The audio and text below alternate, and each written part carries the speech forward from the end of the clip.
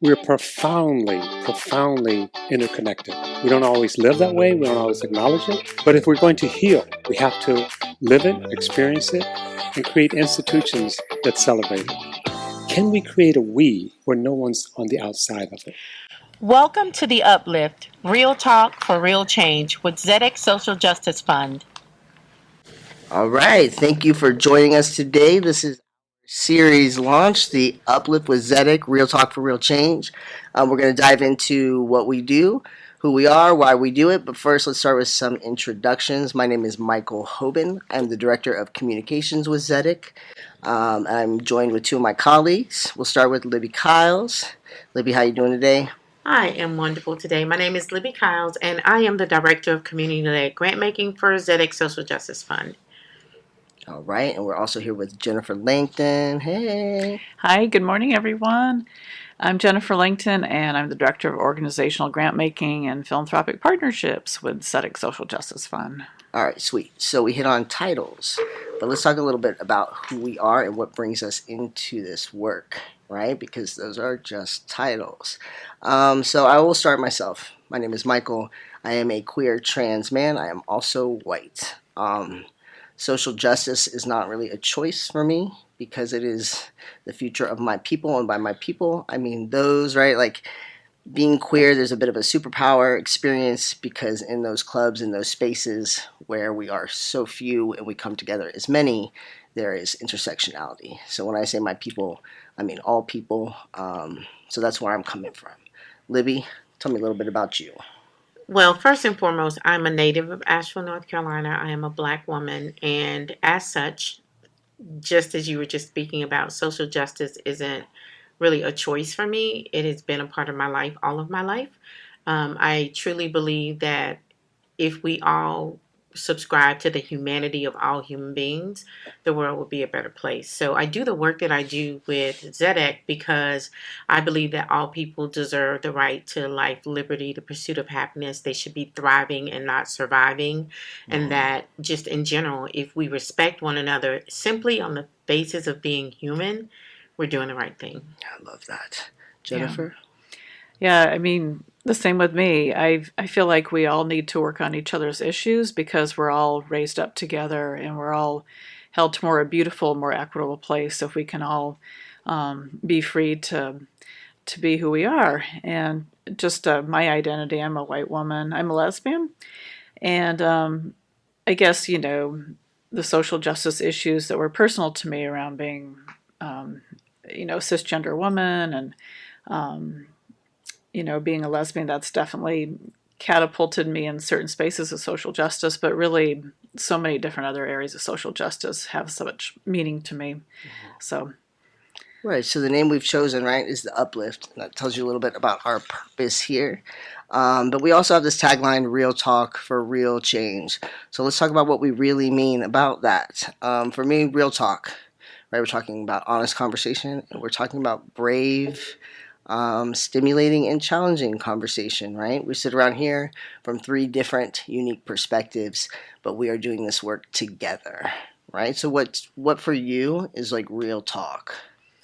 Yeah, I think that really having honest conversations and bringing in people from community, bringing in people who are really closest to issues that we want to talk about, whether it's racial justice, LGBTQ justice, dismantling antisemitism, just really getting it into the nitty-gritty questions. And yeah.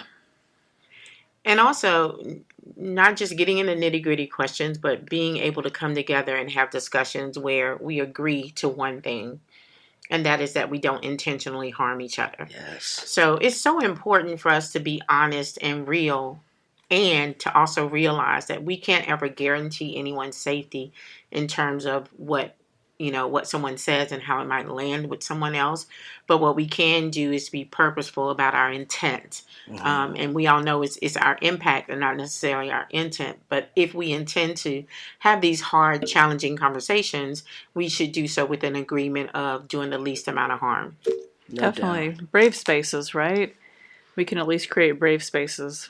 Yeah, opportunities for people to speak up, knowing that when you take when you are brave and you speak up, that you must also be brave to hear the response, and that every response isn't necessarily going to be what we all want to hear, but that's a part of being human as well, is being able to accept that even in respecting someone else's humanity, there's a difference of opinion, and it's just that, it's an opinion. Right, we're in relationship, right? And Right. anyone who has been in any sort of relationship, a Mhm. healthy one, requires there are times that we shut up and we listen, and we hold space for that, and we really lean in and look at ourselves and grow. Mhm. And there are times that we receive that same gift, really, right? So that's what we're here to do in terms of real talk. What does real change look like? Well, I think, if we do, like you said, both of you said, if we really listen and be open to change, I think there's this potential, especially in Asheville, in our community, for just really improving that local cross movement solidarity. So, my issue becomes your issue. It's not just my issue alone. It's like all of our community, all of our issues, find that commonality, what those values, which can bring us together and really work together. And actually discover what community is, right? So we throw that word around so loosely, community, community, community. But the reality is, if we're all in relationship and in community with one another, it's a natural progression that my issue is your issue and that your issue is my issue. Because when we're in community, we're in relationship. And how do you have relationship if one person is not being treated fairly while everyone else is being uplifted or treated in a way that they have privilege? And so for us to be true community, there has to be some care involved. There has to be continued relationship building. And there has to be a willingness to step outside of our comfort zones to be able to hear and see and feel something other than what we do normally. Stretch. Stretch. Okay, so if this sounds good to you, if you're looking for connecting conversations, if you're looking for an open-minded journey, well, here you are. You are in the right place. This is what we intend to do, and we will do our best in doing so. So, let's talk a little bit about Tzedek as an organization. Okay, so Jennifer, you've been with Tzedek the longest. Can you give us a little bit of a brief history of kind of how we came to be? Sure, definitely. So we have a parent foundation called the Mandel Foundation out of Cleveland, Ohio, started by a Jewish family that left the pogroms, a lot of anti-Semitism going on in Poland in the 30s. They were immigrants, but they did very well. They were very successful. They started giving back to community in the 60s. They were identified as white Jews. So they had that privilege of whiteness, but they were Jewish, and they experienced a lot of discrimination before and once they arrived in the United States. But in giving back to community, they created a number of foundations, and the Tzedek Social Justice Fund is just one of those underneath this parent foundation. And our donor, Amy Mandel, she was the founder and funder of our fund. And she's the one that really started her philanthropy under this back in the 80s. And she really led the charge, especially around LGBTQ justice, and then later on, racial justice and dismantling antisemitism. And it wasn't until recently, a couple of years ago, that we really grew into our own organization. We used to be called the Amy Mandel and Katina Rodas Fund. And so we've had a series of evolutions to get where we are today. Right, so chapter 1 is kind of right. If we really narrow it down, is we start with that kind of idealized American myth of immigrant comes and makes it in America, right? So chapter 1, then we have white woman seeds power. But that's not where our story stops. And when people come and ask me, tell me about Tzedek's story, that's all that they want to hear about. But there's so much more. So tell me a little bit about this chapter 2, chapter 3, and how we have transformed from foundation held power to sharing power to community led. Tell me a little bit about that, Libby. So, and this was before I became an employee with Tzedek, but I believe it was around 2017, 2018, when Tzedek well, at the time, Amy Mandel and Katina Rodas Fund decided to be a little bit more reflective about the work that they were doing, and they called together a group that they called community advisors. And I actually was one of the community advisors. What was beautiful about that process was there were questions that were being answered or asked, and for us to answer about the process, the things that were happening through Amy Mandel and Katina Rodas Fund. And I can say, as a trusted advisor, I felt very seen and heard. And I think that through that process, Tzedek was born. And some things shifted and changed. And Jennifer, I'll let you tell more about that because you were actually in the process. It was an interesting process. Yeah, and we also had Tzedek fellows at the time every year. Mm-hmm. And so the fellowship program grew to, I think it was 8 in its last year. But more and more, the identities of the fellows were BIPOC. And so here was a mostly, well, actually, it was all white staff at the time, including our donor, our funder founder, Amy, and almost exclusively BIPOC fellows. And so there was something really wrong with that picture, right? And so that also really helped us sort of wake up in getting advice from community advisors. And then Desiree Attaway of the Attaway Group did an equity audit on us also. And that was really revealing too. I mean, she just said, like, here, this is what you need to work on. And it was very helpful. And these are the steps that you can take. And so that was really sort of the impetus for getting us going. And we ended up doing a community research project with Tamiko Ambrose Murray and Beth Trigg. And that was instrumental too, because we reached out to funders, we reached out to our local community, to stakeholders, to our trusted advisors, and really listened to what they had to say. And so that actually informed our new organization, really, our new strategic plan, our mission, our vision, and everything. So it was very transformative. And we really sussed out, and it was probably a 2-year process, really having deep conversations about power and privilege. And that included, a racial identity, very much so, and whiteness, and what was the white supremacy culture that we had at Tzedek, and how do we want to do things differently. But also, and this is really largely untapped issue among funders, is the issue of class and wealth and money, and that power and privilege part of that. So the economics of it, and that was really, really, really challenging. And so, but the two consultants I named, they just kind of birthed us on that journey, and we came out. I mean, we're still learning and growing, but we came out the other side in so much of a better place as an organization because of that.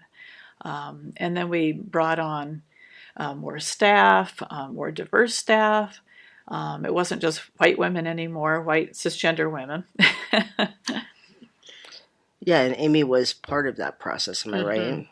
Yes. And so the story told in its full is much more powerful and beautiful, right? Because we have the heart, and the knowledge may be lacking, but in leaning in with that heart, when that knowledge is gained and transformation happens, it's not transformation just because Amy decided, to hand over power and money. It's transformation in who she is as a human being, Right. who she is within and with the community, and who we all are. I mean, the opportunities that I have personally benefited from those choices are immense. And yes. And during that, I should really underscore that during that 2-year process, there was a point where Amy was like, she realized, I think I just need to step away. And there was this incredible unfolding on her part that was really beautiful and extremely unusual as a funder, for someone who has wealth like her. She was able to really take a deep look at the situation, and she stepped away, and that just doesn't happen in philanthropy. It's very rare. And we welcomed a community-based board after that, and she stepped away from the board completely and basically said to staff, you make the decisions. because she had done her work. She had done her work, and that was deep, deep, deep internal work. and she continues to do that work today. We all know as we have a Yes. relationship with her, and so just total love and gratitude there. And as she stepped away, I'd be remiss if not to mention Marsha Davis stepping in and stepping up. And as Marsha is our executive director, and she will be leaving us soon for beautiful next chapter endeavors of her own. But that's been an incredible experience. Libby, how has that been for you? Being part of a Black queer-led organization. To be honest, Tzedek is the first job that I've ever had in my entire life, and I'm so many years old, where I honestly feel seen and heard, respected, and it is the greatest. It feels really good to know, and I'll tell you pretty emphatically that the fact that it was Black led and queer led was very instrumental in my willingness to join the team.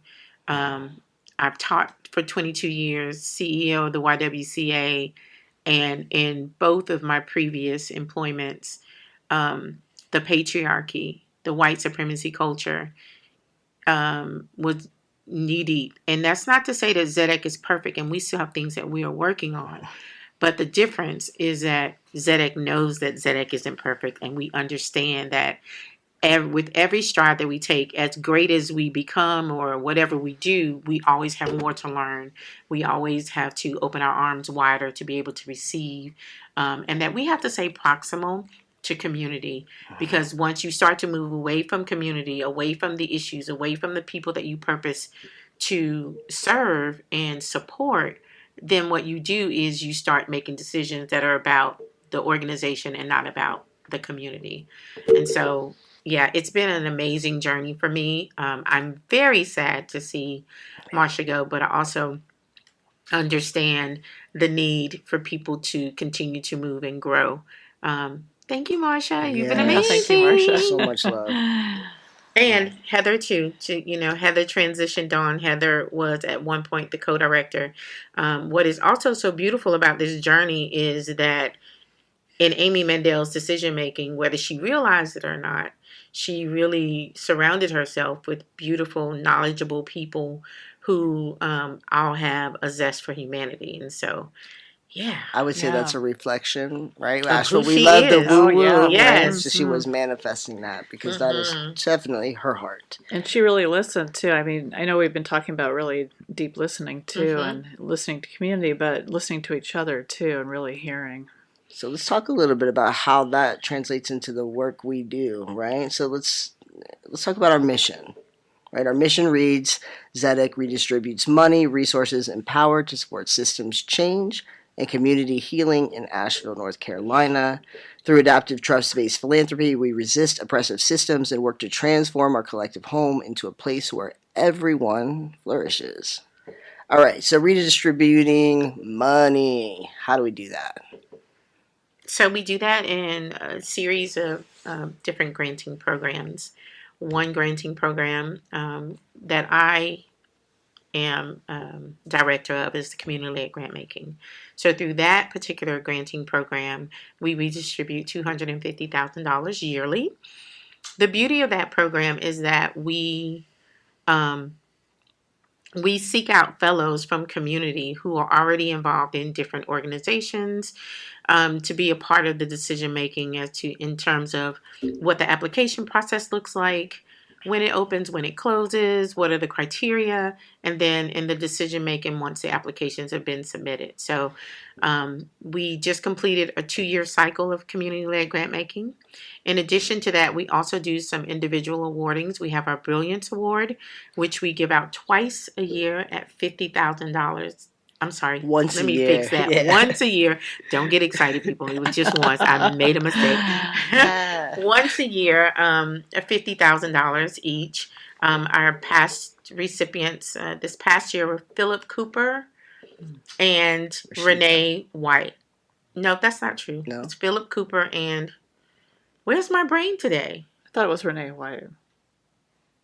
I think it was. We're going to have to cut We this. might have to obviously. cut this part. It's Philip Cooper. We have Rashida. Yes, it is. There it That's is. why I was saying Rashida. So let me try that again, Okay, Michael. so our past reward. The two previous award winners for this past year were Philip Cooper and Rashida McDaniels. And then we also give out individual awards called Impact Awards. That cycle happens 3 times a year, and during each cycle, we give out 14 awards. Each award is valued at $3,000, and that excuse me, and that award is really intended to support folks who've been doing the work in community unpaid. And so looking back over the past 2 years, if you are a person that's been doing that type of work, our first cycle is opening up next week on February the 28th. Yay. So be on the lookout for that. And it's also, we just changed our policy and it's paid or unpaid. Correct. Thank you so much for that. And so I'm going to flip over to Jennifer to talk about our other granting program. So, and then we have ongoing multi-year, mostly general operating grant making. And in 2022, because of our strategic plan, we decided to give out 5-year grants for the first time. In the past, we'd given out 3-year grants. We did a number of those as well. So we were very excited to do that, just to hopefully support the sustainability more of organizations. And as I mentioned, that's general operating. And so what we do is we create a more close relationship, ongoing relationship, long-term relationship with a number of these organizations, and welcome some new ones as well. And we exercise trust-based philanthropy, and that's a whole thing. Like, there's all these different aspects of what trust-based philanthropy is, but one of them is really like giving out the money, connecting authentically and transparently, and really taking the burden off of our grantee partners and putting it on ourselves. And that means, having conversations, checking in, often over a meal to see how things are going, but not really be anchored to the written word. And so often what we do, and Libby too, during her community-led grant-making process, and myself, we actually capture what they say when we do a check-in, and we record ourselves what they say, and then we share it back to them to make sure that it makes sense to them. But again, it's really on us to capture that information and for people just to have a conversation. Okay, so without any knowledge, though, of how this fits within a philanthropic context, like, why are these practices different? Like, is this what everyone's doing in philanthropy? This is not what everyone's doing in philanthropy. Let's hit on that a little bit. I wish it was. Yeah, and we are hoping that other funders will see and understand and hear. And a lot of the reason this whole idea of trust-based philanthropy is important is the idea of proximity, right? So when you are in relationship with organizations and you are working closely with them, there really shouldn't be a need for you to have people fill out,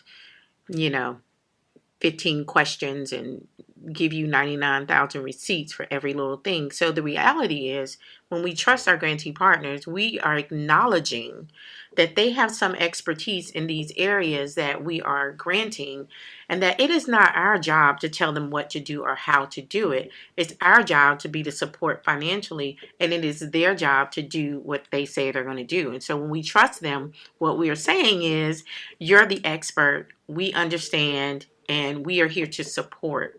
Now, that is not the norm in philanthropy, and unfortunately, there are funders who still believe that people or organizations should have to prove that they are somehow worthy of these specific funds. But I will say there is a trend, and trust-based philanthropy is a thriving topic right now in philanthropy. Mm-hmm. I also recognize that there are many funders that are taking pauses right now, and they are reflecting and they're reviewing their processes. So I suspect that what we will start to see is that more and more philanthropic organizations will start to lean into this idea of trust-based philanthropy.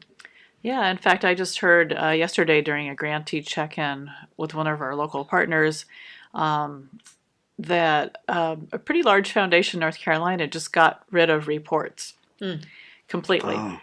Awesome. And I thought that's exciting. That eliminates so much time, right? Now, I will say I love to check in with our grantees because I like to find out what's going on. Are they having any challenges that we should know about? So maybe we can support them in those challenges. So I still think it's a nice way to have a conversation and to really connect. So Yeah, and we kind of like we're highlighting this multi-year and operational, but what does that really mean? Like, why is that beneficial to our grantees? yeah, I mean, when you give a general operating grant or offer that to an organization, you're saying, we trust you to spend the money how you best think you should spend it because you are the experts. You're the ones doing the work. We're not. we're sitting here and we're giving out money, end of sentence. So really supporting people to know that they have that expertise and not dictating And kind of how they spend that money. maybe meeting them where they're at, right? Because these people are on the Right. front lines doing the work, and we can do the little quick call and record the report, right? But letting them continue to make the impact where we're supposed to be investing in and what we want to see. Yeah, when I take off my funder hat and put on my Libby community hat, Yes. as someone who's founded an organization, it was so frustrating to hear foundations say over and over again, well, you need a 2-year track record, or we will fund this program, but we won't pay for salaries. Well, who runs the program if you fund the program, but we can't pay the salary? So when we talk about operating grants, it's this realization that you cannot operate a program, you can't do this work that we're intending to do without somehow supporting with operating costs like salaries, utilities, etc. Okay. And then also, I heard this like the individual awards. Mm-hmm. Is that also something that's really common in philanthropy? No. Yes, even come on, less my common. people, Oh my right. goodness. I go to conferences, quite a bit, Mm-hmm. and I feel like sometimes we're the only foundation giving out awards to individuals for prior social justice work. Now I know there's some scholarshiping that goes on, Mm-hmm. but it's extremely rare. And you said prior. Well, and they also say things like, how do you do that? Like the IRS, and it's like, no, really, no. The IRS doesn't require all that. So I think that a lot of foundations, again, based off of what has happened in the past, have been stuck in this cycle that we can't give money to individuals. And that just simply isn't true. Yeah, the one thing I love about this is that there's so many brilliant leaders in our community doing Mm-hmm. such great work, whether it's paid or not. And often a lot of this work is underpaid too, right? And that's the reason why we do give out these grants to people who actually are getting paid already. And that's why I want to highlight that prior. And the prior work that they've done. Prior. Already done. Yeah. Yeah. Not gonna do, Right, not gonna right, show right, me, right. prove to me Always that you has to did be it. prior, not Yes. current, not You did it. future. No. Right? No. It's a thank you. Yes. It's a thank you to leaders that are of all different, stripes who do all different things, all different positions. So All right, beautiful. All right, let's talk really briefly because we're coming to the end of our time here shortly about our focal areas. All right, we have racial justice. What does that mean? Who fits under that? Non-white. That's what I was about to Non-white. say. Like, yeah, if you're not white, you are. Welcome to the club. Racial justice. We are here for you. there you go. LGBTQ justice. If that's you, welcome to the club. Dismantling Antisemitism. That is a whole nother animal that I think we in Asheville need to start to wrestle with because there are our Jewish brothers, sisters, and others are under attack. And they are black, right? They are queer. And so we will be delving more into that topic as well as other topics, collective liberation. Before we head out and say goodbye, are there any announcements, any final thoughts you want to share? Well, again, I want to remind people that the Impact Awards open up on February the 28th. We will announce a session, a technical session, probably within the next 2 weeks for anyone who might need support. If you need support before then, you are welcome to contact me at libby@tzedeksocialjusticefund.org. And yeah, we're so excited. Yeah, and check out our website too. There's a lot of information there. And so as soon as, those awards are live, you can go to that website too and check out all the information. And join us every month as we discuss all these topics that are coming forth. Grapple in public. It should be fun. Mhm. And reach out. I mean, we are 5 human beings. 5 human beings that are invested in this work because this work is for us as well. Yes. So if you have a question, if there's something you need to share or interested in, please do reach out. Our next topic will be, why should people of color care about anti-Semitism? And that could be flipped around, twisted all the ways. Why should anyone care about anti-Semitism, right? But really, we are talking to people of color because we are in the South, Yes. right? This is a Christian-dominated South. And let me tell you, my people, when we talk about systems change, we mean systems change. We're not here saying that Christians are wrong.